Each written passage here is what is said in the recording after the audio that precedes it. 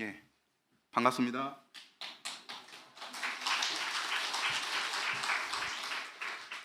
지금 앉아 계신 모습을 보니까 진심으로 하나님 앞에 감사가 되고 또 참석하신 여러분들께 감사의 마음을 전합니다. 그제 우리가 복음 집회를 시작하면서 3일간 꼭 참석해 주시기를 간곡히 부탁드렸는데 이렇게 참석해 주셔서 오늘 마지막 날이 된 것 같습니다. 참석하신 모든 분들께 하나님의 은혜와 축복이 함께 하시기를 진심으로 바라고 또 축복합니다. 예, 세 분 축복 받으시기 바랍니다. 예, 오늘 또 나의 아저씨로 함께 시작하겠습니다.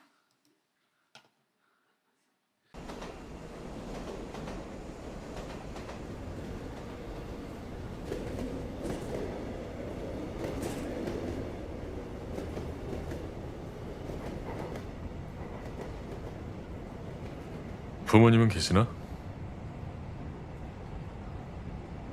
할머니 때문에 물어보는 거야. 돌아가셨어요, 두 분 다. 할머니한테 다른 자식은? 없어요.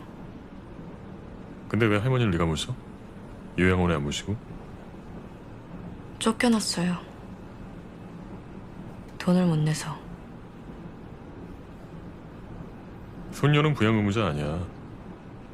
자식 없고 장애 있으면 오료로 들어갈 수 있는데 왜 돈을 못 내서 쫓겨나? 혹시 할머니랑 주소지 같이 둬 있냐?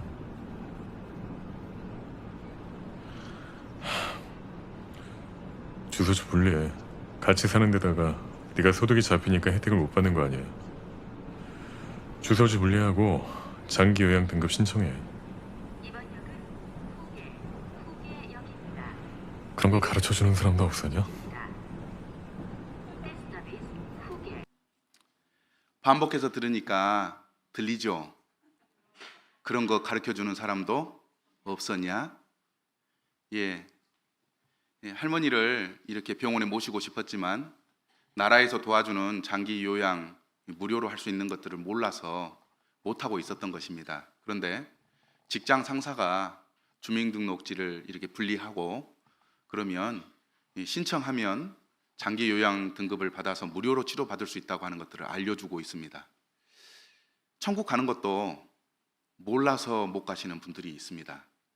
그래서 이 시간 우리가 복음 집회를 하면서 성경의 복음으로 죄 사함 받고 구원 받아서 또 거듭나서 천국으로 안내해 드리는 시간이 되기를 소망합니다. 제가 알고 있는 한도 내에서 최대한 친절하게 잘 이해할 수 있도록 설명해 드리고자 합니다. 그러니 열린 마음으로 이것을 잘 들으시고 또 아멘으로 화답할 때 하나님께서는 우리를 인도해서 천국에 갈 수 있는 놀라운 은혜를 베풀어 주신다고 믿습니다. 아멘이신가요?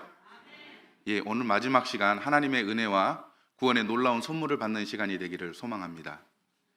제가 한 번은 목포에서 전라북도 김제에 갈 일이 생겼습니다.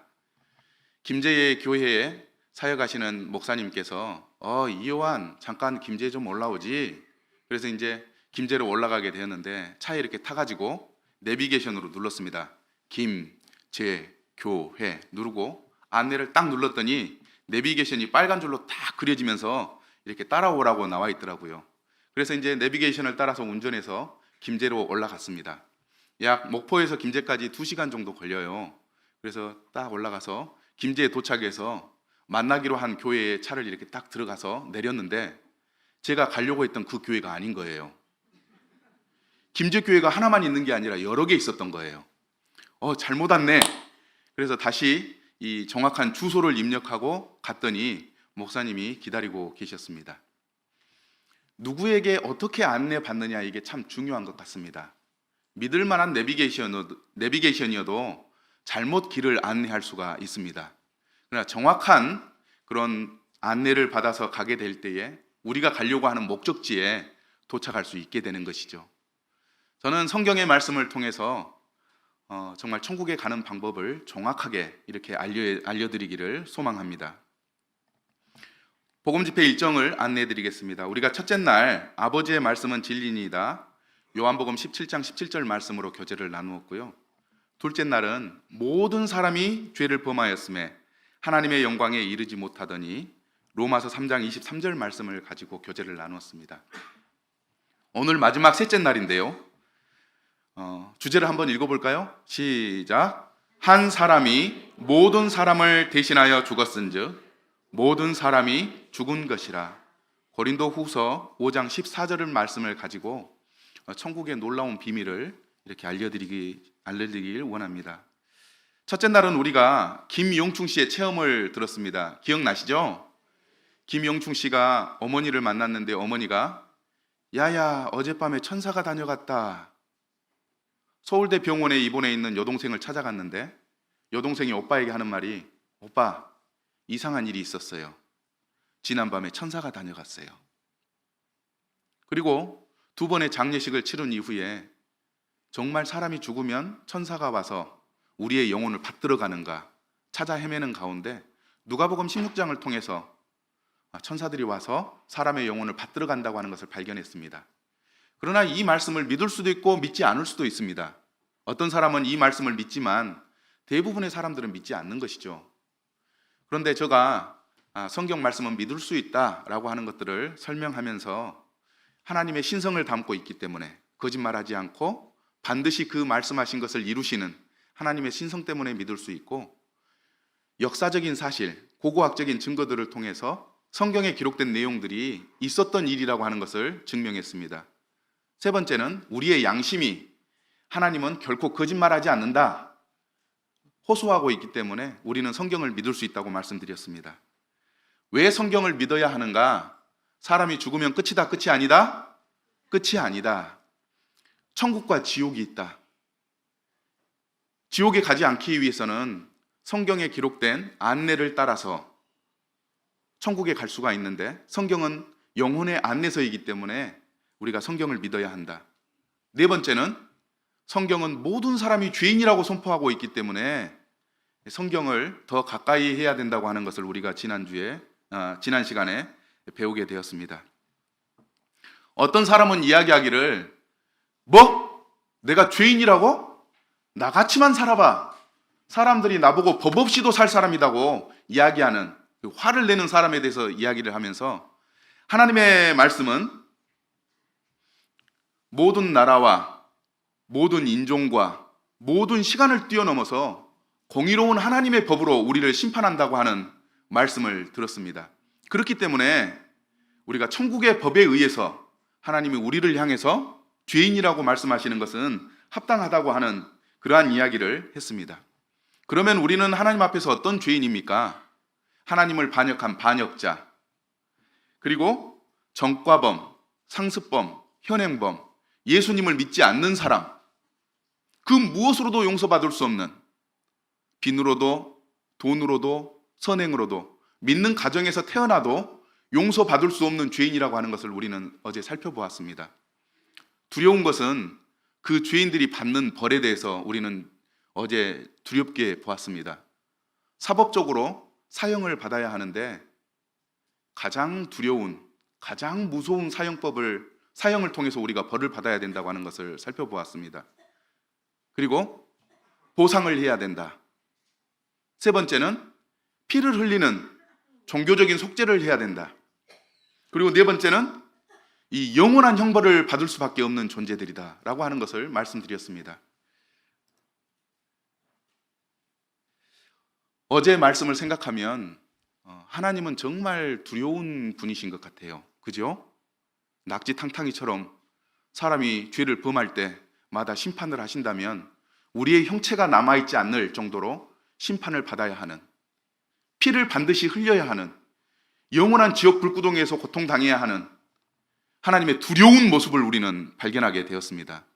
그런데 오늘은 한 사람이 모든 사람을 대신하여 죽었은즉 모든 사람이 죽은 것이니라 라고 하는 말씀을 통해서 우리를 두렵게 하셨던 그 하나님이 결코 다가 아니다 라고 하는 것을 교제해 나누고 싶습니다.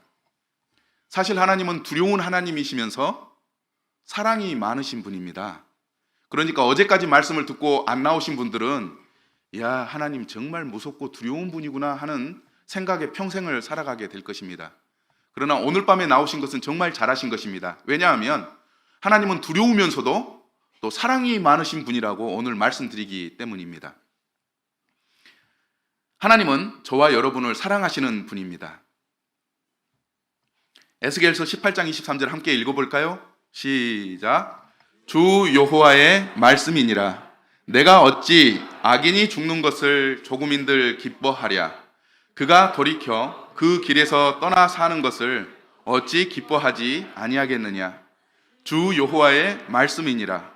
죽을 자가 죽는 것도 내가 기뻐하지 아니하노니 너희는 스스로 돌이키고 살지니라. 예. 하나님은 죄인인 저와 여러분이 죽는 것을 기뻐하지 않고 살기를 바라시는 분이십니다. 그렇기 때문에 우리가 죄를 범할 때마다 하나님 심판하지 않고 지금까지 기다려 주시는 거예요. 우리는 때때로 저에게 해코지를 하거나 사업을 실패하게 만들거나 우리 가정을 해롭게 하는 그런 일들이 있으면 원수로 여기고 차라리 죽어버렸으면 좋겠다. 교통사고 안 나나? 먹었던 게 체해가지고 급사하지 않나? 다시는 보고 싶지 않다. 그런 생각을 합니다. 사람이 얼마나 악하면 그런 생각을 할까요? 하나님은 두려운 분이시지만 결코 그렇게 생각하지 않습니다.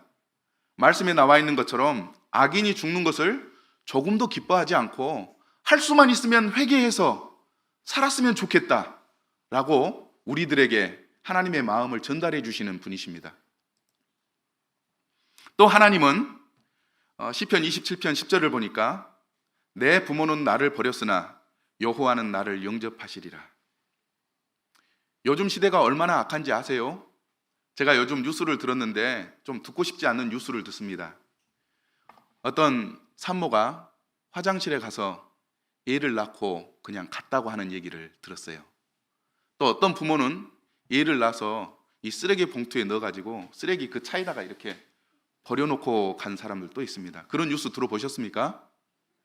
그런 뉴스 들을 때 얼마나 마음이 아픕니까? 옛날에 지금 앉아 계신 우리 노송도님들 또 할아버지 할머니들은 보셨을 거예요. 요로라고 하는 드라마가 있었어요. 아십니까? 그 드라마가 어떤 드라마냐면 이 아가씨가 어떤 집에 시집으로 와가지고 시아버지, 시어머니, 가족들에게 막 핍박받고 구박받는 거예요. 그런데 이 줄거리가 무슨 내용이냐면 그것을 잘 참고 견디면 나중에는 복 받는다라고 하는 내용이었어요. 그래서 TV에서 그런 드라마가 나오니까 사회 전체가 어렵고 힘든 상황 가운데서도 참으면 복을 받는구나 하면서 사람들이 다 참고 살았습니다. 그런데 지금 드라마는 어떻습니까? 성격 안 맞으면 이혼해! 이혼증 도장 찍어! 그래가지고 요즘은 분위기가 성격만 안 맞아도 이혼하는 그런 세대가 됐습니다. 대중문화가 정말 중요하다고 생각을 합니다. 그런 시대가 되다 보니까 이제는 생명을 경시하는 태도까지 나왔는데 자기가 낳은 자식을 버릴 수 있나요? 버릴 수 없잖아요. 그런데 우리 사회는 애를 낳아가지고 공중 화장실에 버리고 도망가고 쓰레기통에 버려놓고 도망가고 다른 사람에게 맡기고 도망가는 그런 일들이 발생하고 있잖아요. 그런데 하나님은 너희 부모들이 너희를 버릴지라도 나는 너희를 결코 버리지 않는다. 이렇게 말씀하시는 거예요. 얼마나 감동적이고 감사한 말씀입니까? 혹시 우리 가운데 가족들로부터 버림받으신 분이 계십니까? 하나님은 결코 버리지 않습니다. 그의 삶을 붙들어 주시고 잘 될 수 있도록 인도해 주시고 먹고 살 수 있도록 축복해 주시는 분이라고 성경은 이야기하고 있습니다. 하나님 두려운 분이시지만 사랑과 은혜가 넘치시는 분이시기도 합니다. 아멘이시죠? 예. 그래서 하나님은 모든 사람이 구원을 받으며 진리를 아는 데 이르기를 원하시는 분이라고 말하고 있습니다. 하나님은 죄인인 저와 여러분을 버리지 않고 구원받기를 바라며 결코 포기하지 않는 하나님이시다. 성경은 이렇게 말씀하고 있습니다. 시편 78편 함께 읽어볼까요? 시작. 오직 하나님은 긍휼하심으로 죄악을 덮어주시어 멸망시키지 아니하시고 그의 진노를 여러 번 돌이키시며 그의 모든 분을 다 쏟아내지 아니하셨으니 그들은 육체이며 가고 다시 돌아오지 못하는 바람임을 기억하셨습니다. 하나님은 우리에게 기회가 단 한 번뿐인 것을 알고 계시는 분이에요. 사람이 죽으면 하나님의 심판을 받고 천국에 가든지 지옥에 가든지 할 것 아니겠습니까? 다시는 기회가 주어지지 않는 거예요. 하나님은 사람이 한 번 살고 죽으면 다시는 천국에 갈 수 있는 기회를 가질 수 없다고 하는 것을 알고 계셔서 할 수만 있으면 건강을 지켜주시고 살 수 있도록 해주시는 분이십니다. 그래서 하나님을 찾아오고 천국 가기를 바라시는 정말 좋으신 분이십니다. 하나님은 죄인인 저와 여러분이 연약하다는 것, 단 한 번의 기회를 가지고 있다고 하는 것을 아셔서 그 기회가 사라지지 않도록 도와주시는 분이십니다. 출애굽기 34장 6절 7절 보면 여호와께서 그의 앞으로 지나시며 선포하되 여호와라 여호와라 자비롭고 은혜롭고 노하기를 더디하고 인자와 진실이 많은 하나님이라 인자를 천대까지 베풀며 악과 과실과 죄를 용서하리라. 이 말씀이 어떤 말씀이냐면요, 성경에 나와 있는 이야기 중에 모세가 시내 산에 하나님을 만나러 올라갔습니다. 그래서 40일 주야를 금식하면서 하나님에게 십계명을 받고 있었는데 산 밑에서 모세를 기다리던 백성들이 30일이 지나도 모세가 안 와, 35일이 지나도 모세가 안 와. 그러니까 야, 모세가 죽었나 보다 생각을 하고 금을 모아다가 송아지를 만들고 이 금송아지가 하나님이다 하고 뛰어놀고 축제를 누렸습니다. 그때 하나님이 이 백성들이 우상을 숭배한다, 내가 내려가서 그들을 진멸하겠다 이렇게 얘기할 때 모세가 하나님은 자비롭고 은혜롭고 노하기를 더디하고 인자와 진실이 많은 하나님 아니십니까? 용서해 주세요 라고 엎드려서 간청을 했습니다. 그럴 때 하나님이 그 말씀을 들으시고 이렇게 말씀하시는 거예요. 여호와라 여호와라 자비롭고 은혜롭고 노하기를 더디하고 인자와 진실이 많은 하나님이다 라고 이야기하시면서 그 백성들의 죄를 용서해 주셨습니다. 그들의 생명을 살려주셨어요. 하나님은 이와 같이 저와 여러분들을 향해서 자비와 은혜와 인자와 진실을 베푸시는 좋은 하나님입니다. 그래서 성경은 하나님에 대해서 단 한마디로 정의를 합니다. 뭐라고 정의할까요? 앞에 적어놨습니다. 뭐라고 말씀하시죠? 하나님은 사랑이시라. 하나님은 사랑이십니다. 어제 그 죄와 형벌에 대해서 두려웠던 분들 계시다면 오늘 처음 시작할 때 하나님은 사랑이시구나 위로받으시고 편안한 마음을 가지시고 우리에 대해서 자비와 긍휼과 은혜를 베푸시는 분이심을 기억하시고 말씀을 들어주시면 좋겠습니다. 하나님은 저와 여러분을 사랑하십니다. 하나님을 사랑을 나타내는 내용들이 성경에 여러 번 나와 있습니다. 하나님이 우리를 사랑하신다고 하는 사랑을 나타내는 용어 중에 하나가 뭐가 있냐면 대신이라고 하는 말을 사용해서 하나님은 우리 사랑하심을 나타내 주십니다. 사람 사랑하심을 나타내 주십니다. 제가 대신이 무슨 말인가 알아보려고 사전을 찾아봤습니다. 사전을 찾아보니까 대신은 이런 말이더라고요. 어떤 사람이 다른 사람의 역할이나 책임을 떠맡아 하다라는 용어입니다. 어머니가 마트에 이제 시장을 보러 가면서 아들을 불렀어요. 야, 아들들 모여. 큰아들이 형이 엄마 대신해서 너희들 보살펴 줄 거야. 1시간 동안 형 말 잘 듣고 있어? 얘기를 하고 이제 엄마가 자전거를 타고 이제 마트로 장을 보러 갔습니다. 엄마가 없는 사이에 큰 형은 엄마를 대신해서 동생들을 케어해 주는데 동생이 화장실 가고 싶다 그러면 얼른 데리고 가서 화장 뉘어주고 화장실에서 이 소변을 보게 해주고 배고프다고 하면 냉장고에서 간식 꺼내서 먹이고 씻고 싶다 그러면 목욕탕에 가서 세수도 시켜주고 하면서 케어를 해준 거예요. 그래 나중에 엄마가 왔더니 이 큰아들이 아이들을 잘 케어해 줬어요. 결과적으로 이 아이들을 케어해 준 사람은 형이지만 누구 대신해서 케어를 해준 것입니까? 엄마를 대신해서 케어를 해준 거예요. 결과적으로 엄마가 자리를 비웠지만 엄마가 아이들을 케어해 준 것과 같은 것입니다. 이게 이제 대신해서라고 하는 의미를 가지고 있습니다. 성경에는 대신의 법칙을 보여주는 이야기들이 종종 나타나는데 오늘 이 시간에는 성경에 기록된 5가지 이 대신의 예를 살펴보겠습니다. 첫 번째는 무화과 나뭇잎을 대신해서 가죽옷을 지어 입혀주신 하나님에 대해서 말씀드리고 싶습니다. 창세기 3장 21절 함께 읽어볼까요? 시작.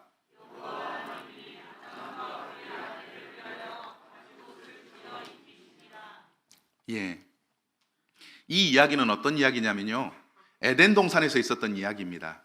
하나님이 에덴 동산에 아담과 하와 한 부부를 만들어 놓으시고 동산 나무에 있는 모든 나무의 열매를 먹을 수 있지만 동산 중앙에 있는 선과 악을 알게 하는 나무의 열매를 먹지 말라, 이렇게 말씀하셨어요. 그런데 이 부부가 하나님 말씀 불순종해 가지고 선악을 알게 하는 나무의 실과를 따먹었습니다. 어떤 일이 벌어진지 아십니까? 선악과를 따먹고 나서 부끄러워, 이런 일이 일어났어요. 선악과를 따먹고 나니까 자기가 벗은 것을 알게 되고 부끄러운 곳이 이렇게 드러난 거예요. 그래서 숨기고 싶었습니다. 어떻게 했을까요? 무화과 나뭇잎을 따다가 치마를 해 입었어요. 무화과 잎을 바로 따면 수분이 많이 있고 또 잎이 넓어가지고 부끄러운 곳을 가리기가 쉬운 거예요. 그래서 열심히 이제 치마를 만들어서 이렇게 입었는데 한 서너 시간 지나니까 이상한 소리가 들려요. 툭, 투둑, 푸투투툭, 투툭. 봤더니 무화과 잎이 말라가지고 이렇게 떨어지는 소리가 들리는 거예요. 다시 부끄러워졌어요. 그것을 하나님이 보시고 동물 한 마리를 잡아다가 가죽을 벗겨서 그 가죽으로 무화과 나무로 만든 치마 대신에 가죽으로 만든 옷을 입혀주셨어요. 그림에 보니까 위에는 무화과 나무 옷으로 이렇게 자기를 가렸지만 밑에 그림은 가죽 옷으로 입었지 않습니까? 가죽 옷은 시간이 지나도 마르지 않아요. 부서지지 않아요. 그래서 아담과 하와의 부끄러운 곳을 가려주는 그런 역할을 했습니다. 이게 성경에 처음 나타난 대신의 법칙인데요, 무화과 나무 잎을 대신해서 가죽 옷을 하나님이 지어 입혀주셨어요. 얼마나 좋으신 분입니까? 그죠? 자기 말을 안 들었어도 불구하고 가죽 옷을 지어서 입혀주시니까 좋으신 분이시죠. 두 번째 예는 순양으로 이삭을 대신하여 번제를 드리다라고 하는 내용입니다. 창세기 22장 13절 함께 읽어볼까요? 시작. 아브라함이 눈을 들어 살펴본즉 한 양이 뒤에 있는데 뿔이 수풀에 걸려 있는지라. 아브라함이 가서 그 순양을 가져다가 아들을 대신하여 번제로 드렸더라. 예, 그림에 보니까 노란색 화살표로 양이 보이죠? 예, 이 이야기가 어떤 이야기냐면요, 아브라함이 100세가 돼가지고 아들을 낳았습니다. 그러니 아들이 얼마나 이쁘겠어요. 그래서 아들과 늘 친하게 지내고 아들만 보면 좋아하고 그러고 지내니까 하나님께서 아브라함이 자식이 생기기 전에는 나를 늘 찾아오고 나와 교제하고 나한테 잘하더니 아들이 생기니까 나한테 잘 안 하네. 아브라함, 제가 정말 나를 잘 섬기고 있나? 시험해보고 싶은 마음이 들었습니다. 그래서 하나님께서 아브라함에게 네 아들 이삭을 제물로 바쳐서 태워서 나에게 바쳐라, 이렇게 이제 명령을 내렸습니다. 100세에 낳은 아들이니까 얼마나 귀했겠습니까? 바로 예 대답을 못하는 거예요.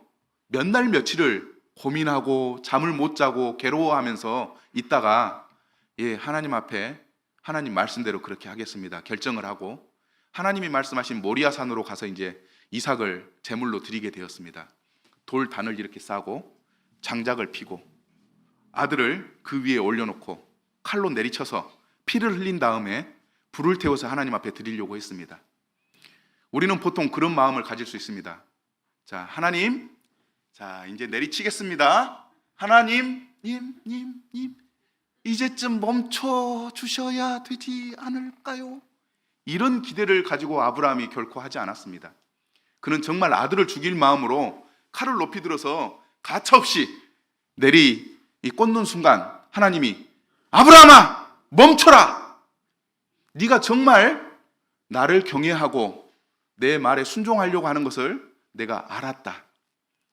네 아들 대신에 뒤에 있는 순양으로 아들 대신해서 바치면 네가 아들 바친 것으로 내가 받겠다.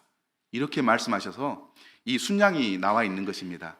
아브라함은 다시 이 제단에 묶여있던 아들을 풀어서 내리고 뒤에 묶여있던 순양을 가져다가 제단 위에서 잡아 피를 흘리고 불태워서 하나님 앞에 제사를 드렸습니다. 하나님은 이 제사를 받을 때 어떤 제사로 받았을까요? 아들을 바치는 제사로 받았을까요? 아니면 한 마리 순양을 바치는 제사로 받았을까요? 아들을 바치는 제사로 받았겠죠. 예, 오늘 오신 분들은 정말 스마트하시고 지혜로우신 분인 것 같습니다. 예, 하나님께서는 정말 아들 이삭을 드리는 제사로 받으셨어요. 그래서 성경에 나타나 있는 하나님이 사랑을 표현하는 대신이라고 하는 말 가운데 순양을 이삭을 대신하여 번제로 드리는 이 장면이 이 대신의 법칙 두 번째 이야기입니다. 세 번째 이야기를 보도록 하겠습니다. 세 번째는 6월절 어린 양이 대신하여 죽었다고 하는 내용입니다. 이 이야기는 무슨 이야기냐면 출애굽기 12장에 나오는 이야기인데요. 모세가 이스라엘 모든 장로를 불러서 그들에게 이르되 너희는 나가서 너희의 가족대로 어린 양을 택하여 6월절 양으로 잡고 우슬초 묶음을 가져다가 그릇에 담은 피에 적셔서 그 피를 문 인방과 좌우 설주에 뿌리고 아침까지 한 사람도 자기 집 문 밖에 나가지 말라 말했습니다. 이 얘기는 무슨 얘기냐면 이스라엘 백성들이 이집트의 종으로 400년 동안 살았습니다. 이제 하나님이 이스라엘 백성들을 탈출시키려고 마지막 재앙을 내리시는데 이집트에 죽음의 천사를 보냈어요. 그래서 이집트 사람들 가운데 제일 첫 번째 태어난 아들, 첫 번째 태어난 짐승들 이 생명을 거두어 가도록 하는 무서운 재앙을 내렸습니다. 그런데 이스라엘 사람들은 하나님을 믿는 사람이라 하나님께서 보호해 주시는 거예요. 그래서 이제 첫째 아들, 첫째 짐승이 죽지 않는 비법을 전해주는데 양을 잡아다가 피를 받아가지고 이 문에 이렇게 칠해 놓으면 죽음의 천사가 그곳에 왔다가 아, 여기는 사람이 죽은 집이구나 이해하고 넘어가겠다라고 약속을 한 것입니다.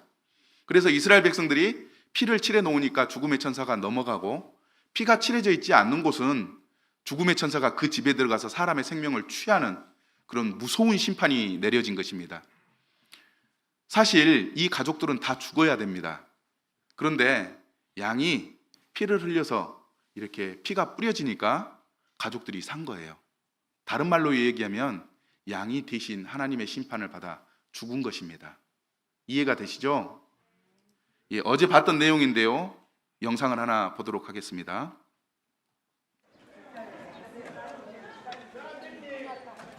사마리아에서는 지금도 이 6월절 또는 하나님 앞에서 속죄받는 그러한 행사들을 행하고 있습니다. 그래서 각 집의 가장들은 문 좌우에 피를 발라야 하기 때문에 양을 한 마리 선택해서 이렇게 기다리고 있습니다.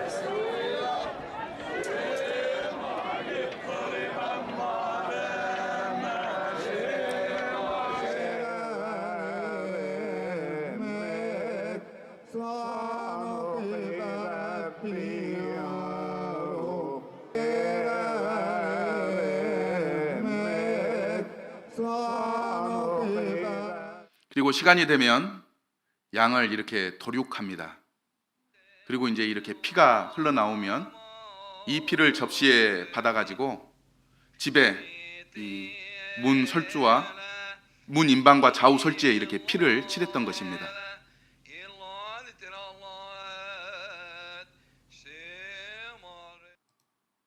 그래서 이 양을 잡는 가장들은 우리 가족이 죽어야 되는데 양 네가 대신 죽는구나 그 의미를 알기 때문에 양을 잡아서 각을 뜰 때 피를 흘릴 때 슬퍼하고 눈물을 흘리는 것입니다.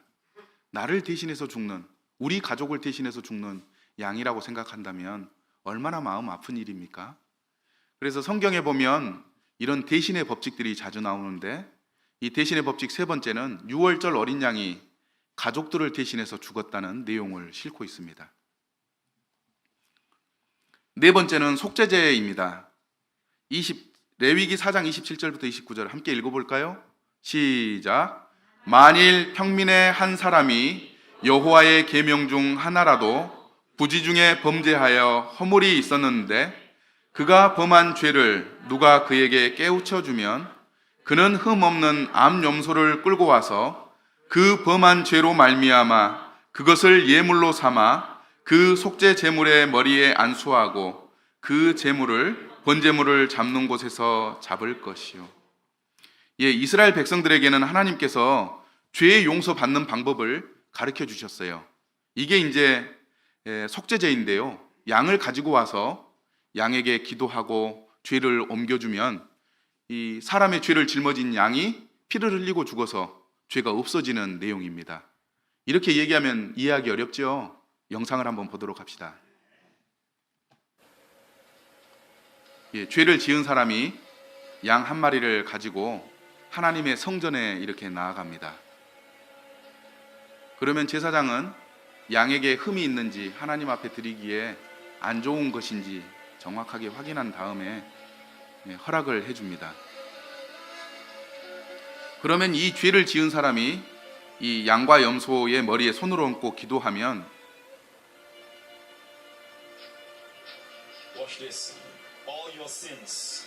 이 사람이 지었던 죄가 양에게로 이렇게 옮겨가게 됩니다.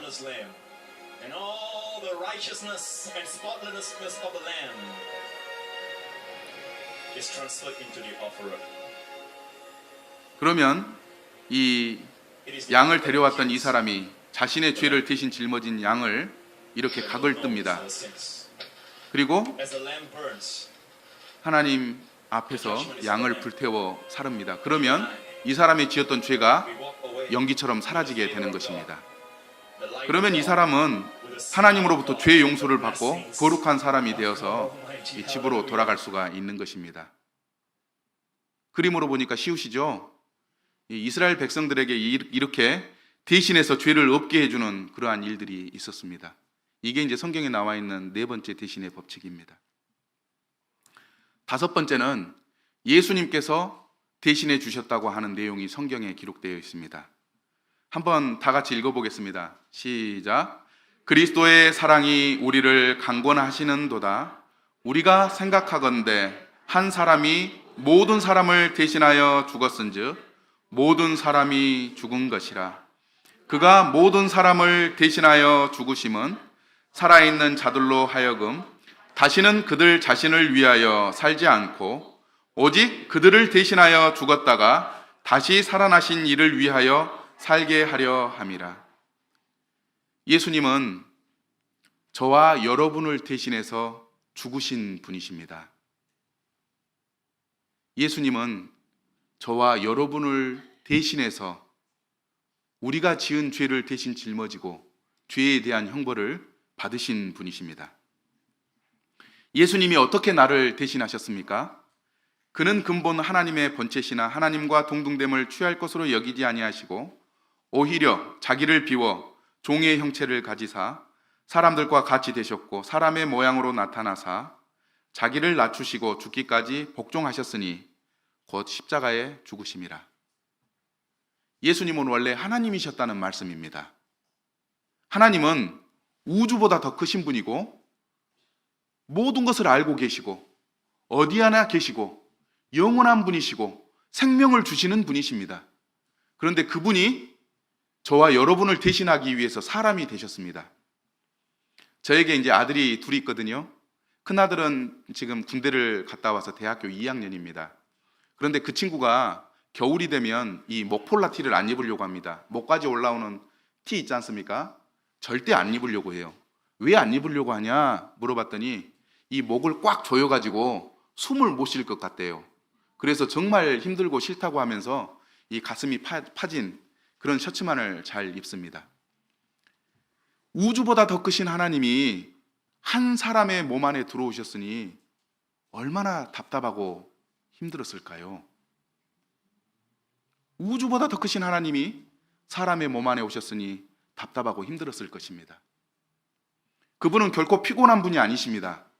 그런데 그분은 사람이 되셔서 피곤하고 배고프고 춥고 우리가 느끼는 모든 것을 느끼는 똑같은 사람이 되었습니다.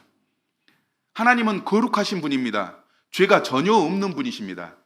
그런데 이 세상에 오니까 죄악으로 가득 찼어요. 여러분들 농장에 가가지고 소가 막 똥 싸놓은 그 농장에 가가지고 그곳 걸어가세요 그러면은 걸어갈 수 있겠습니까? 아마 못 걸어갈걸요. 그런데 예수님이, 하나님이 사람이 되셔서 이 땅에 오셔서 사람들이 사는 세상을 걸어다니실 때 마치 그것과 같았을 것입니다. 사방대 죄가 가득하고 이 더러운 냄새가 나는데도 불구하고 저와 여러분을 대신하기 위해서 예수님은 그것을 참고 이 땅을 걸어다니시고 그 냄새나는 공기를 맡으시면서 살아갈 수밖에 없었습니다. 예수님은 하나님이셔서 어느 곳에나 다 계실 수 있는 그런 분이셨습니다. 사람이 된다고 하는 것은 그 시간에, 그 장소에, 그곳에만 있어야 되는 분이 되신 거예요. 얼마나 답답하고 힘들었을까요? 왜 그런 힘든 길을 걸어갔을까요? 저와 여러분을 사람이 되셔서 대신하기 위해서 그 길을 걸으신 것입니다. 그래서 어떤 신학자는 그렇게 고백을 했습니다. 예수님이 마리아의 뱃속에 잉태되는 순간부터가 고난의 길이요 십자가의 길이라고 말씀하고 있는 것입니다. 예수님은 저와 여러분을 대신해 죽기 위해 죄 많고 더러운 세상에 오신 거룩한 하나님이셨습니다. 예수님이 어떻게 우리를 대신했는지 아십니까? 우리는 어제 죄인들이 받아야 될 형벌들을 설명해 드렸습니다. 사법적으로 사형을 당해야 되고, 그 다음에 죄의 대가를 보상해 줘야 되고, 피를 흘려 죽어야 한다고 하는 말씀을 드렸습니다. 예수님은 그 사법적인, 그리고 빚을 갚아야 하는, 피를 흘려야 하는 그런 벌을 주님이 대신 받아주셨습니다. 예수님은 죄가 없으셨지만 빌라도와 유대 사람들 앞에서 사형! 이렇게 언도를 받으셨습니다. 그리고 실제로 예수님은 십자가에 못 박혀 죽으셨습니다. 예수님이 죽었는데도 불구하고 로마 병사가 예수님의 옆구리에 창을 찔러가지고 물과 피가 다 쏟아졌습니다. 여러분들 잘 아시잖아요. 예수님이 가운데 십자가에 이렇게 못 박혀 죽고 양쪽에 강도가 이렇게 매달렸습니다. 두 강도도 죽었는데 죽고 나서 피를 흘렸나요? 안 흘렸어요. 이상하게 예수님만 죽었는데도 피를 또 흘리신 거예요. 왜 피를 흘렸을까요? 우리가 죄의 용서를 받으려면, 우리가 지은 죄 때문에 벌을 받으려면 반드시 피를 흘려야 된다고 하는 하나님의 공의로운 법을 이루기 위해서 죽으신 예수님의 옆구리를 찔러서 물과 피가 다 쏟아진 것입니다. 예수님은 이와 같이 내가 지은 죄 때문에 내가 받아야 될 형벌을 예수님이 고스란히 그대로 다 받아주셨습니다. 예수님은 저와 여러분을 대신해서 하나님이 내리시는 무서운 형벌을 다 받아주셨습니다. 예수님이 어떻게 나를 대신하셨나요? 조금 전에 설명을 해드려도 잘 이렇게 피부로 안 와 닿을 것입니다. 패션 오브 크라이스트라고 하는 영화를 보면 예수님이 죽으신 장면을 리얼하게 표현하고 있습니다. 예수님 시대에 그런 역사나 문화나 실제로 사용했던 그런 고문 도구들이나 또는 예수님이 당하신 그것을 잘 이렇게 복원해가지고 영화로 만들었습니다. 예수님이 어떻게 우리 죄를 대신 짊어지셨는지 한번 영상을 통해서 보도록 하겠습니다.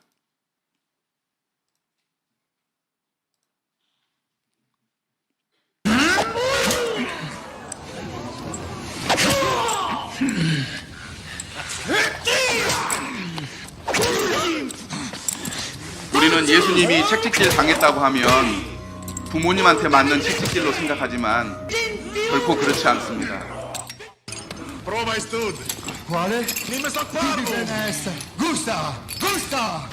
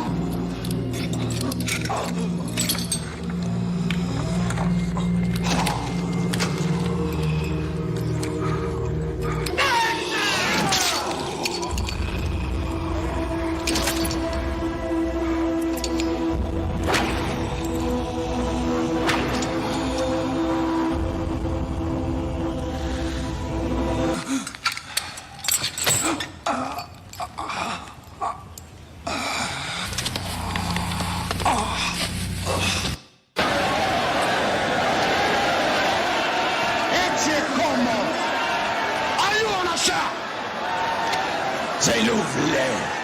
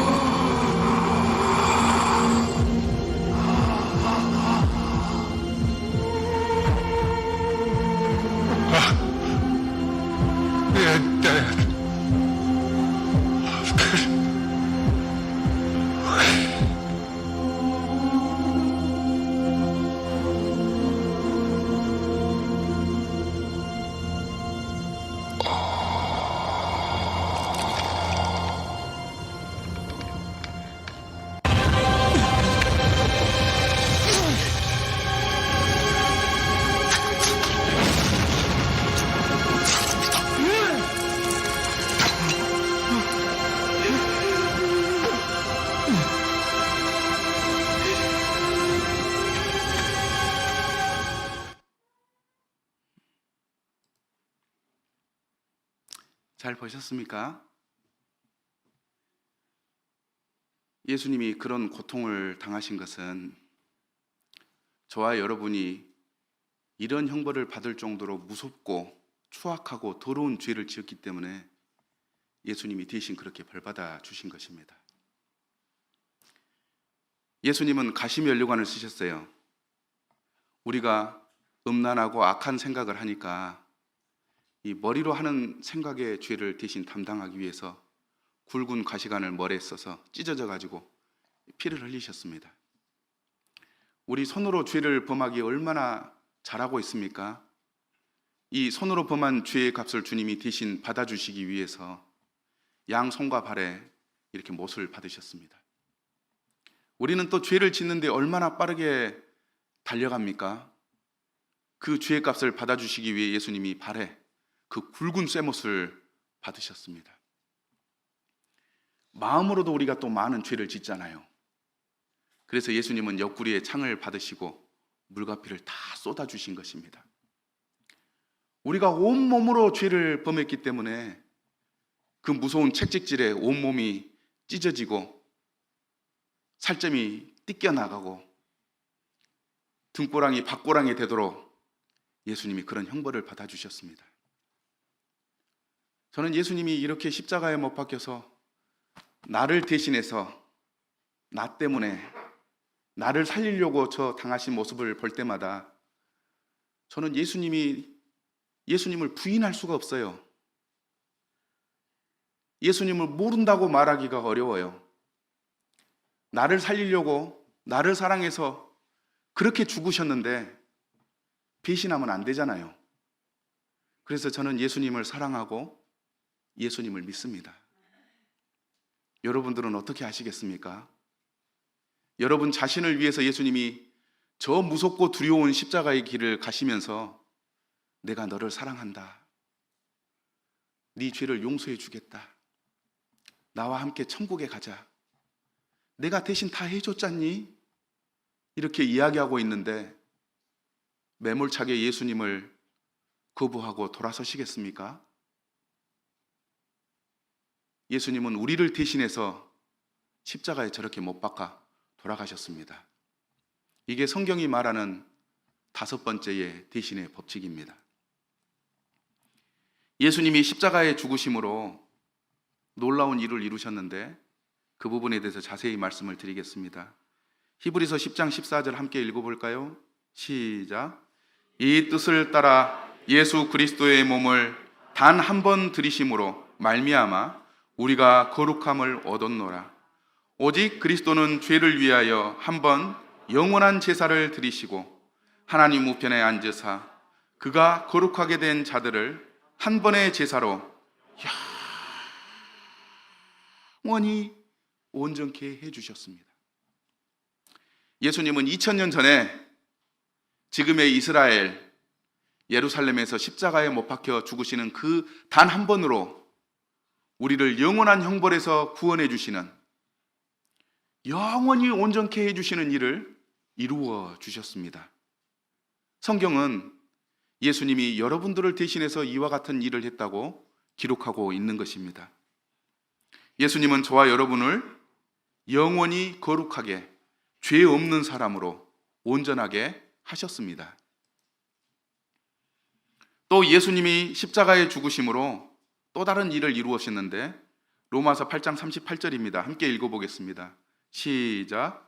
내가 확신하노니 사망이나 생명이나 천사들이나 권세자들이나 현재의 일이나 장래의 일이나 능력이나 높음이나 깊음이나 다른 어떤 피조물이라도 우리를 우리 주 그리스도 예수 안에 있는 하나님의 사랑에서 끊을 수 없으리라. 위대한 사도 바울이 외치고 있는 말씀입니다. 여기 빨간색으로 기록된 장래의 일이나 이것을 알기 쉬운 말로 바꿔서 얘기하면 미래의 일까지도 이렇게 해석할 수가 있습니다. 왜 하나님은 예수님이 십자가에 죽으신 그것 때문에 미래의 일까지도 다 용서해 주셨을까요? 보통 교회 다니시는 분들이나 성경을 잘못 이해하시는 분들이 그런 얘기를 하세요. 예수님이 십자가에 죽어서 내 과거의 죄와 지금의 죄는 용서해 주셨지만 앞으로 살아가는 내가 무슨 죄를 지을지 알고 용서를 해 주셨겠느냐고, 앞으로는 죄를 짓지 않도록 노력해야 된다고 얘기를 합니다.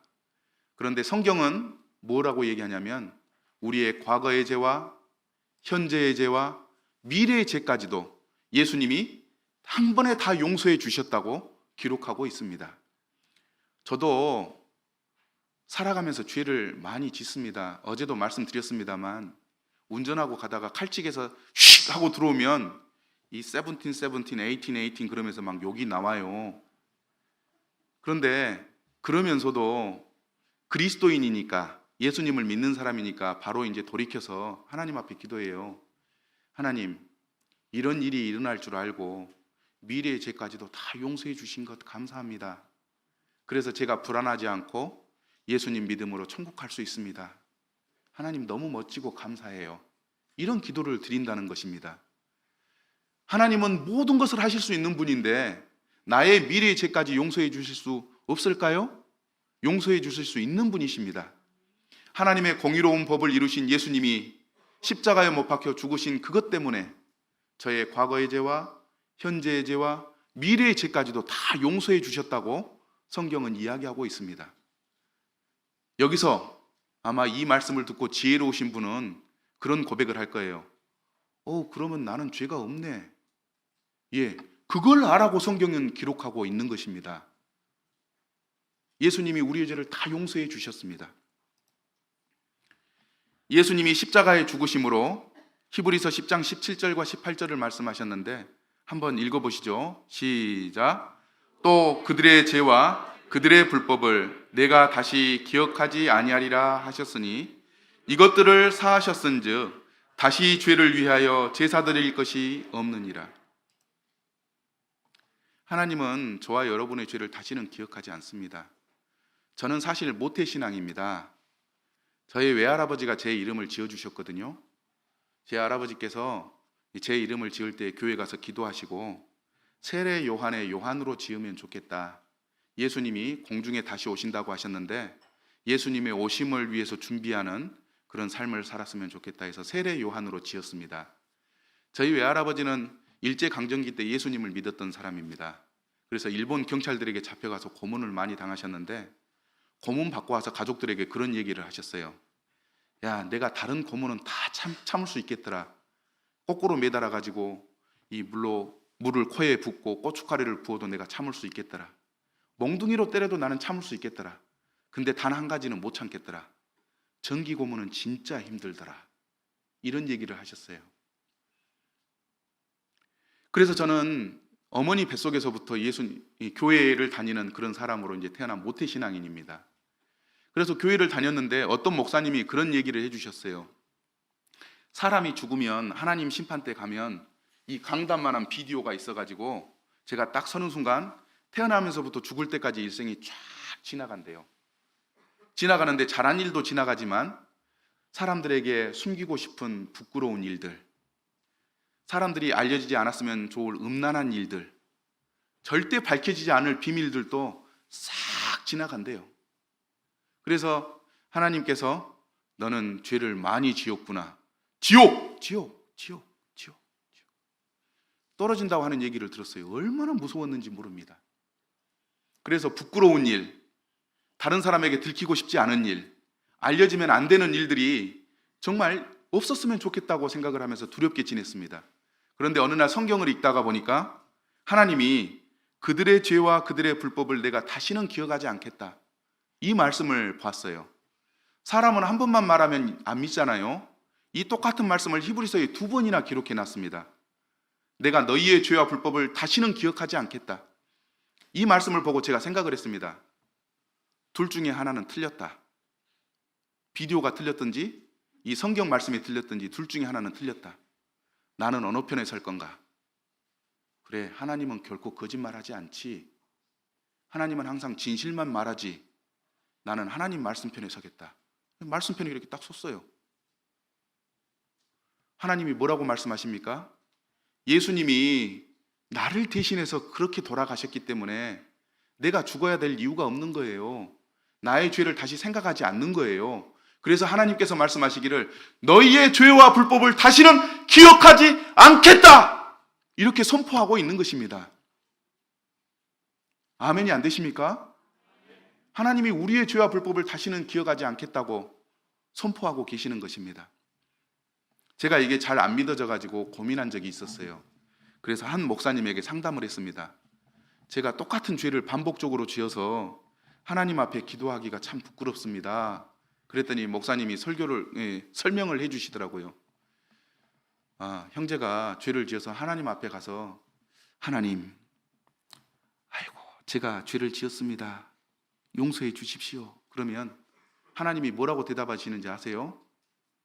네가 죄를 지었다고? 나는 너의 죄와 불법을 보지 못했다. 너에게 십자가에 못 박힌 예수가 보이는구나. 이렇게 얘기하신대요. 똑같은 죄를 짓고 그 다음에 하나님 앞에 기도할 때 아이고 하나님 유구무원입니다. 똑같은 죄를 또 지었습니다. 용서해 주세요. 그렇게 기도하면 하나님께서 뭐라고 말씀하시냐면 네가 언제 죄를 지었냐? 나는 너의 죄와 불법을 기억하지 않는다. 너를 보니까 십자가에 못 박힌 예수 그리스도가 보이는구나. 그러신다는 거예요. 여기서 끝나면 좋은데 똑같은 죄를 또 지어요. 그래서 이제 하나님 앞에 나가가지고 말은 못하고 하나님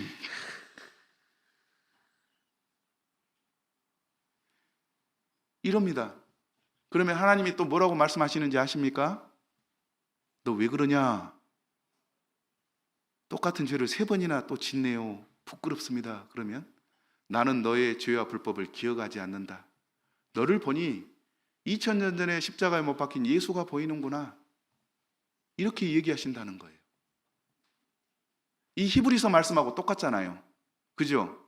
내가 너희의 죄와 불법을 다시는 기억하지 않겠다. 왜요?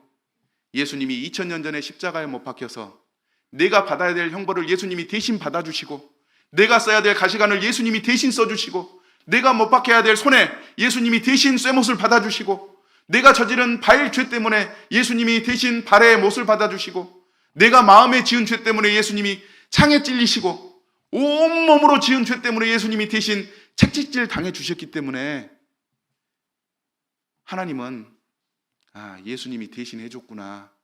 너에게 묻지 않겠다. 이 말씀이에요.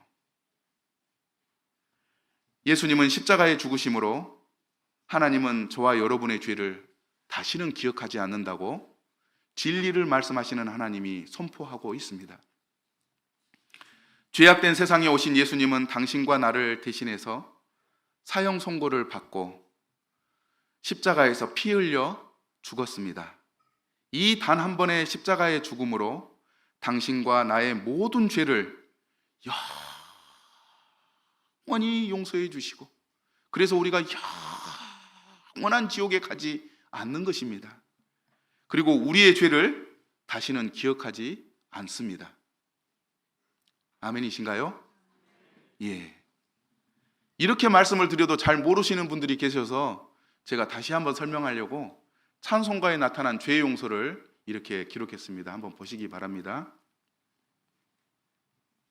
438장 내 영혼이 은총 입어, 내 영혼이 은총 입어 중한 죄짐 벗고 보니, 이럴 때는 따라 하시더라고요. 다른 교회는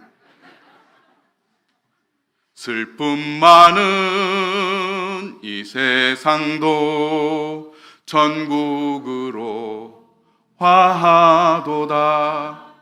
할렐루야 찬양하세. 내 모든 죄 사함받고 주 예수와 동행하니 그 어디나 하늘나라. 이 노래에는 사연이 있습니다. 실제 있었던 일인데요. 다른 지역에 있는 전도사가 찾아왔습니다. 그러면서 제가 주님으로부터 쓰임 받고 싶습니다.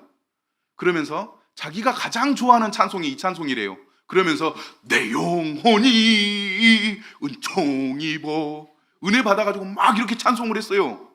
그래서 목사님이 잠깐, 잘 알겠는데 지금 전도사님이 받은 은총이 뭡니까?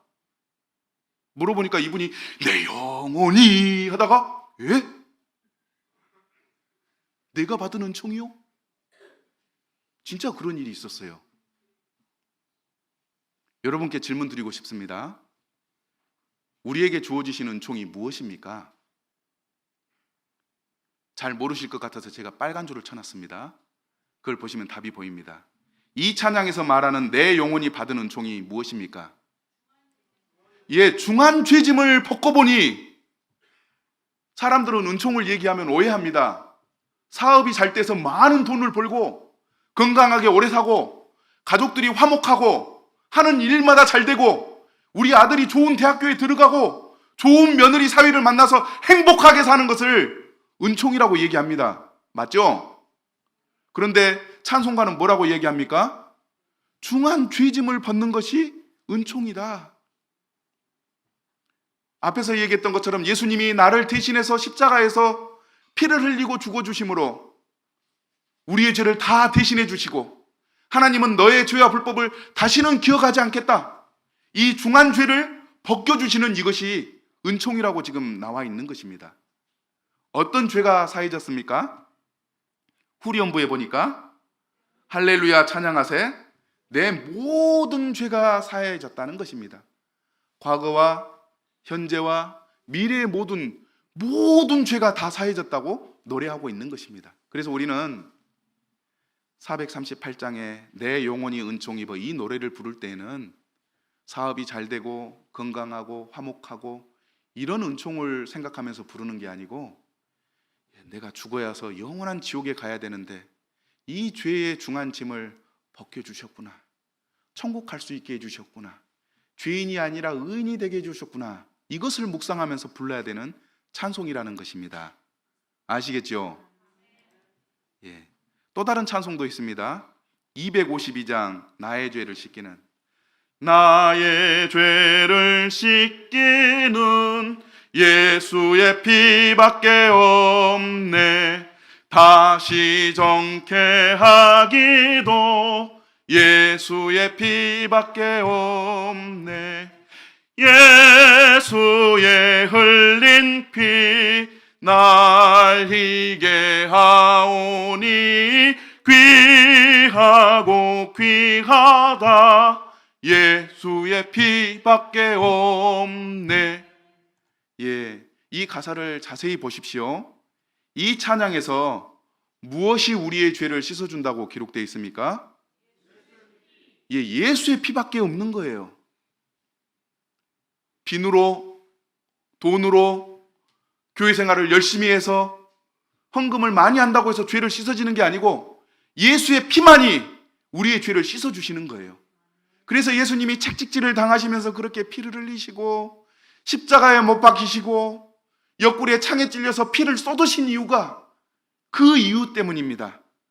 피를 흘려야만 여러분과 저의 죄를 다 씻어줄 수 있기 때문에, 두 강도는 피를 흘리지 않았지만 예수님은 죽으셨지만 피를 흘리신 거예요.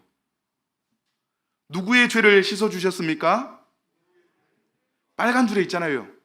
누구의 죄를 씻어주셨습니까? 나의 죄. 다 같이 해봅시다. 누구의 죄? 나의 죄. 믿는 만큼 힘있게 좀 해보세요. 누구의 죄요? 나의 죄. 예, 나의 죄를 용서해 주셨어요. 내 죄를 용서해 주셨어요. 여러분들, 태어나서 어린 시절부터 주님이 부르시는 어느 날까지 우리 인생의 모든 내 죄를 예수님이 피로 다 씻어서 깨끗하게 해 주셨습니다. 기독교는 이것을 믿는 종교예요. 이것을 믿지 않으면 헛방이에요. 도로아비 타불이라고요. 이것을 믿는 사람을 하나님은 의로운 사람이다, 내 자녀다, 천국에 갈 사람이다, 이렇게 해주시는 거예요. 하나님은 사람의 마음을 보실 수 있는 분이십니다. 우리는 사람의 마음을 볼 수 있습니까? 못 봅니까? 못 봐요. 그래서 맨날 속습니다. 맛있는 고기 해놨다고 와서 밥 먹으라고 해서 가봤더니 야채만 있는 경우가 그래서 생기는 겁니다. 그런데 하나님은 우리의 마음을 다 보시는 분이십니다. 예수님이 피 흘려 죽으셔서 그 피로 우리 죄를 씻어주신 것을 진심으로 믿는지 안 믿는지, 마음으로 믿는지 안 믿는지를 하나님은 아시는 분이세요. 다른 어떤 것이 아니라 그 믿는 것을 보시고 하나님은 내가 너의 죄를 용서했다, 천국에 가자, 이렇게 말씀하시는 거예요. 또 다른 찬송가도 있습니다. 한두 곡만 있으면 믿기가 어려운데요, 성경에는 이런 찬송가에는 이런 찬송이 너무나도 많습니다.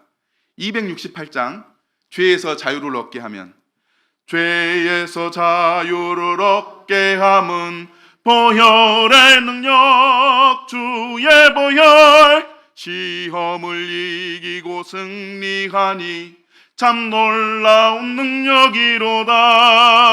주의 보혈 능력이 또다. 주의 피 믿어 주의 보혈 그 어린 양의 매우 귀중한 피로다.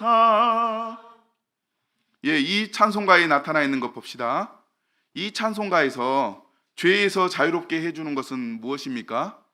주의 보혈, 예수님의 피다. 죄로 인해 검게 된 우리를 눈과 같이 희게 해주는 것은 무엇입니까? 주의 보혈, 그 어린 양의 매우 귀중한 피. 이것이 우리를 눈보다 더 희게 깨끗하게 씻어준다고 이야기하고 있습니다.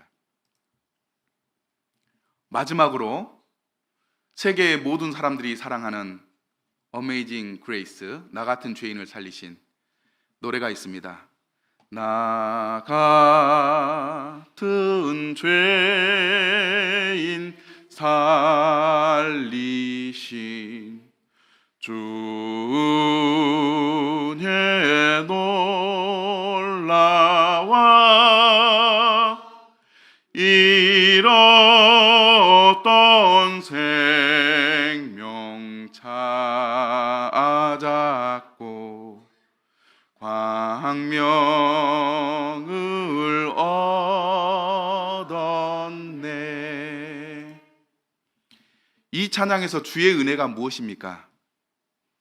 나 같은 죄인을 살려주신 것이 은혜라는 거예요. 우리가 지은 죄 때문에 심판을 받아야 된다면 우리는 살 수가 없습니다. 낙지탕탕이처럼 형체가 알아보기 어려울 정도로 심판을 받아야 하고 고기 완자처럼 다져져야 되는 인생입니다. 더 두렵게 이야기하면 예수님이 십자가에 못 박혀 죽는 것처럼, 예수님이 채찍질을 당하는 것처럼 우리가 지은 죄 때문에 그렇게 형벌을 받고 죽어야 한다는 것입니다. 그런데 예수님이 대신 십자가에 달려 죽으심으로 인해서 나 같은 죄인을 살려주신 은혜를 베풀어 주신 것입니다. 이게 이 찬송가에 나오는 주의 은혜입니다. 찬송가에 나타난 죄의 용서를 보면 예수님이 우리에게 주는 은총은 죄사함의 은총입니다. 예수님이 십자가에서 흘린 피로 우리의 죄를 다 씻어 주셨습니다. 예수님의 피는 죄와 죄의 형벌에서 우리를 자유롭게 해주는 능력이 있습니다. 이 큰 죄인을 큰 죄악에서 건져 살리신 것이 주 예수님의 은혜입니다. 마태복음 26장 28절은 예수님이 이 땅에서 마지막으로 식사하시면서 하신 말씀이에요. 유언과 같은 말씀입니다. 함께 읽어보겠습니다. 시작. 이것은 죄사함을 얻게 하려고 많은 사람을 위하여 흘리는 바 나의 피 곧 언약의 피니라. 오직 자기 피로 영원한 속죄를 이루사 단번에 송소에 들어가셨느니라. 하물며 영원하신 성령으로 말미암아 흠 없는 자기를 하나님께 드린 그리스도의 피가 어찌 너희 양심을 죽은 행실에서 깨끗하게 하고 살아계신 하나님을 섬기게 하지 못하겠느냐. 예수님의 피만이 우리를 구원해 주시는 유일한 것이라고 성경은 이야기하고 있습니다. 그래서 저는 복음을 이렇게 정의할 수 있다고 봅니다. 하나님이 2000년 전 예수님을 대신해서, 우리를 대신해서 예수님이 흘린 피로 저와 여러분의 죄를 다 용서해 주셨다. 이게 복음의 핵심이라고 봅니다. 그것을 가르쳐 주는 사람도 없었냐? 예수님이 2000년 전에 십자가에 못 박혀 죽으셔서 우리 죄를 다 용서해 주셨다고 하는 이것을 알려주지 않아서, 이것을 들어본 적이 없어서, 이것을 믿지 못해서 지옥 가는 것입니다.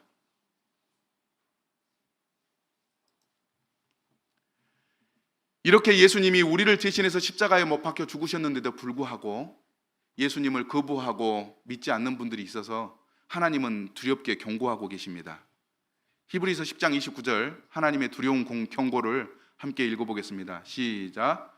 하물며 하나님의 아들을 짓밟고 자기를 거룩하게 한 언약의 피를 부정한 것으로 여기고 은혜의 성령을 욕되게 하는 자가 당연히 받을 형벌은 얼마나 더 무겁겠느냐.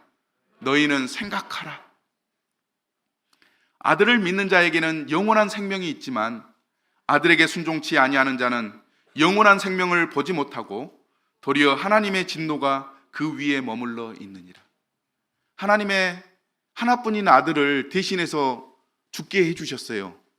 그런데 그 아들을 거부하면 하나님은 더 두렵고 무서운 심판으로 심판하지 않겠습니까?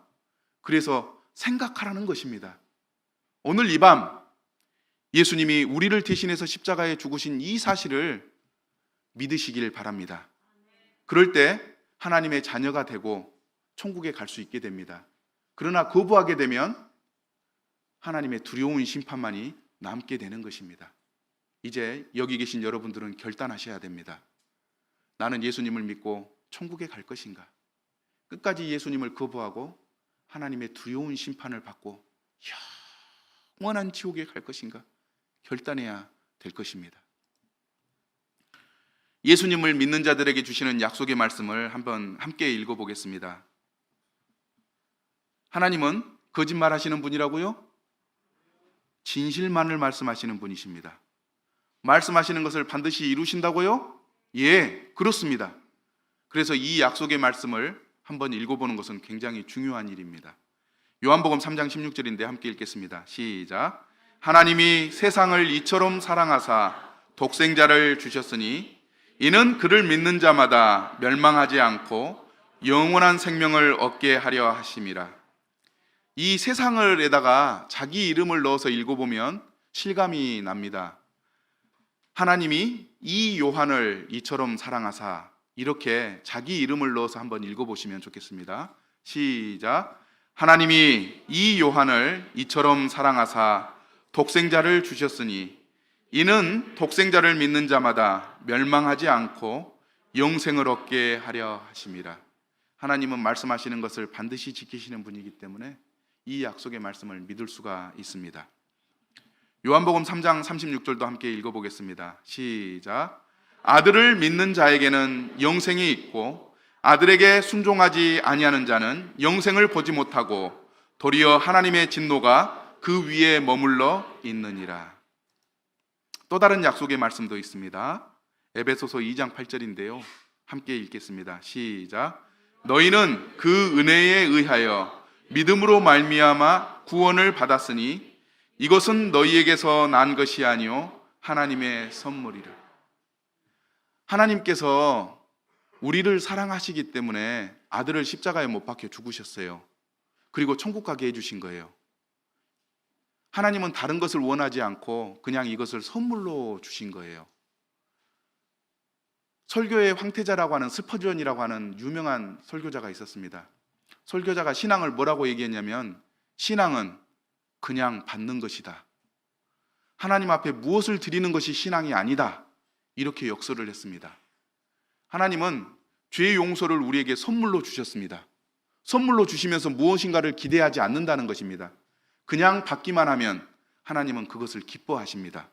그래서 그것을 은혜라고 이야기하고 믿는 믿음을 보시는 것이고 그냥 선물로 주시는 것입니다. 그래서 여러분들 예수님 믿고 나서 교회 열심히 다녀야 된다.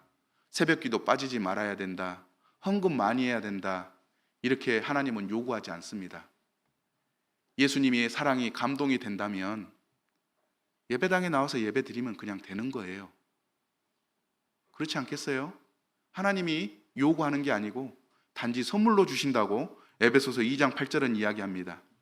너희는 그 은혜에 의하여 믿음으로 말미암아 구원을 받았으니 이것은 너희에게서 난 것이 아니요 하나님의 선물이다.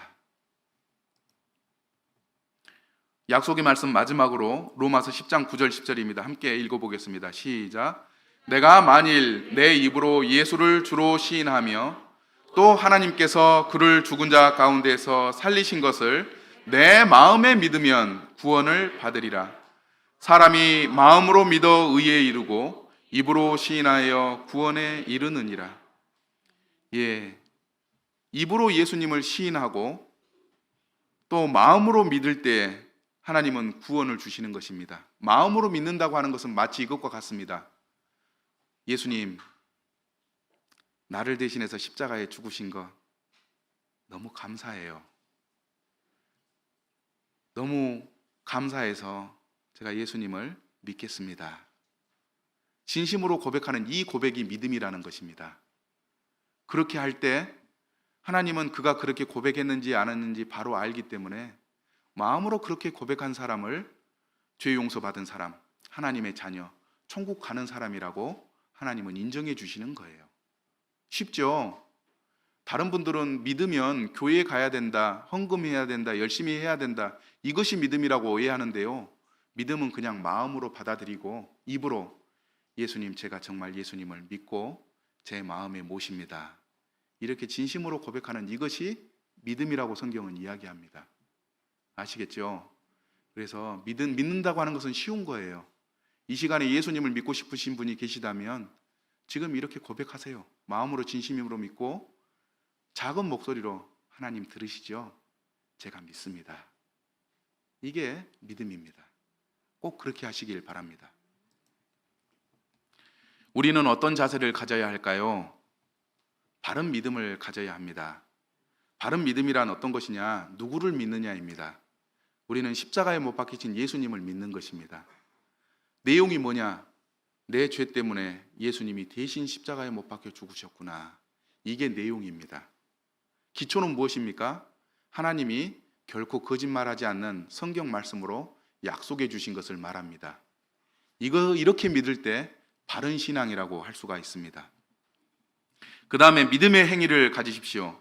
믿었다면 신앙을 고백하고 예수님을 믿는 삶을 사시면 됩니다. 믿는 삶은 완벽할 수가 없습니다. 그래서 실수할 수 있습니다. 그래도 마음으로 믿는 것은 우리가 믿을 수 있는 것입니다. 그렇게 신앙생활을 하는 것입니다. 침례로 신앙을 고백할 수 있습니다. 침례, 이게 무엇인지 한번 보도록 하겠습니다. 예수님 당시에 예수님을 믿은 사람들은 침례를 이렇게 받았습니다.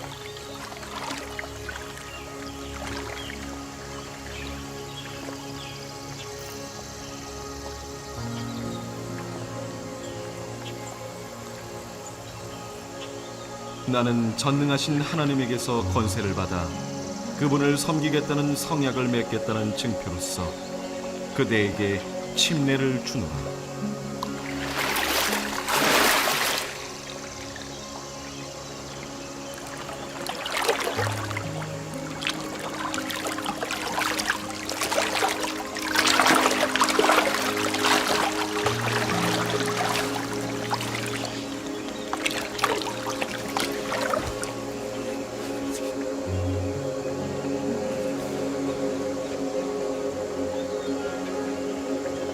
나는 전능하신 하나님에게서 권세를 받아 그분을 섬기겠다는 성약을 맺겠다는 증표로서 그대에게 침례를 주노라.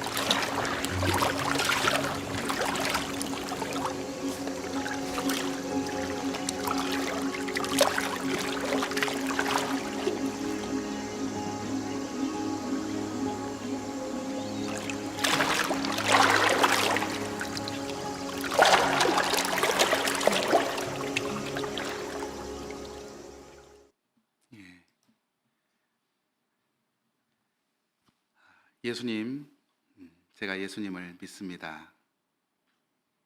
아시죠? 이것은 하나님 앞에 개인적으로 자신의 믿음을 고백하는 것입니다. 조금 전에 봤던 침례식은 공적으로 자신의 신앙을 인정하는 행위입니다. 하나님 앞에서, 천군 천사들 앞에서, 나를 위해서 십자가에 매달리신 예수님 앞에서, 하나님이 만드신 자연 앞에서, 교회와 성도들 앞에서 나는 진심으로 믿었습니다 라고 공개적으로 신앙 고백을 하는 것이 이 침례입니다.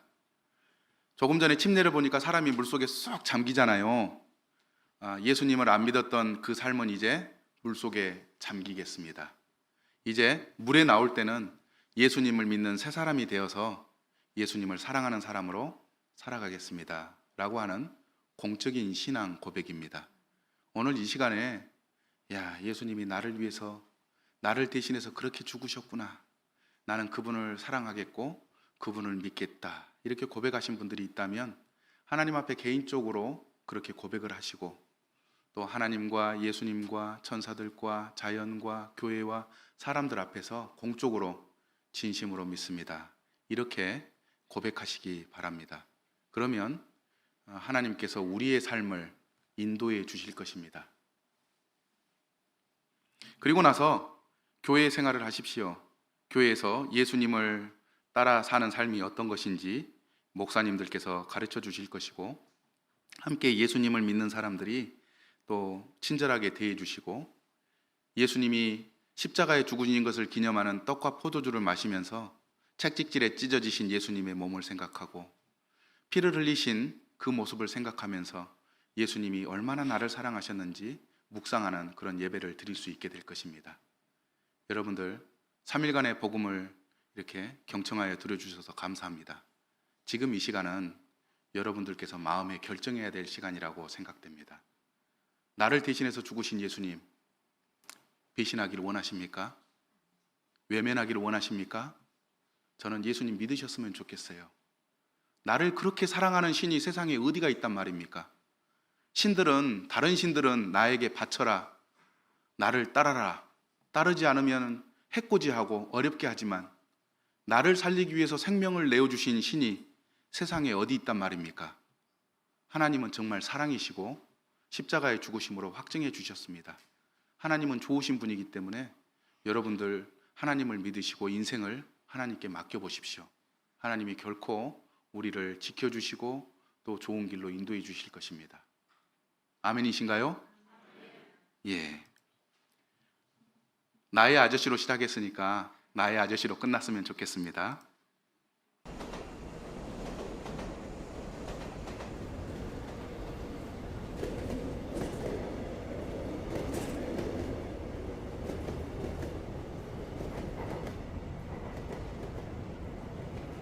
부모님은 계시나?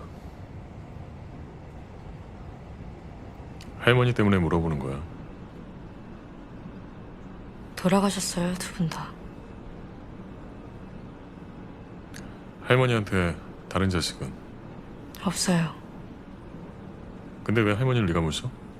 요양원에 안 모시고? 쫓겨났어요. 돈을 못 내서. 손녀는 부양 의무자 아니야. 자식 없고 장애 있으면 오려로 들어갈 수 있는데 왜 돈을 못 내서 쫓겨나? 아, 혹시 할머니랑 주소지 같이도 있냐?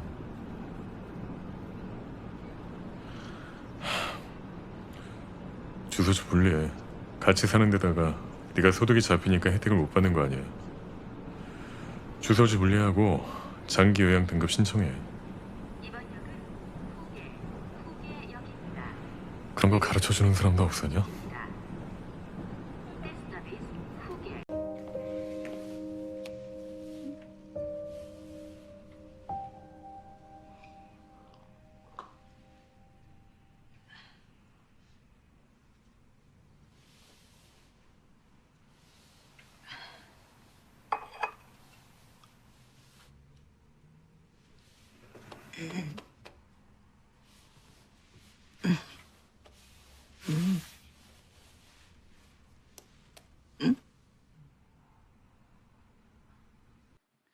예.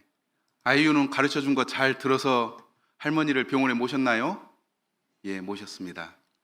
천국에 가는 방법을 제가 알고 있는 한도 내에서 성경적으로 최대한 잘 설명해 드리려고 노력했습니다. 여러분들도 이제 이 천국 가는 방법을 잘 들으셨으니까 천국에서 만납시다. 예. 3일 동안 복음 집회 경청해 주셔서 진심으로 감사합니다.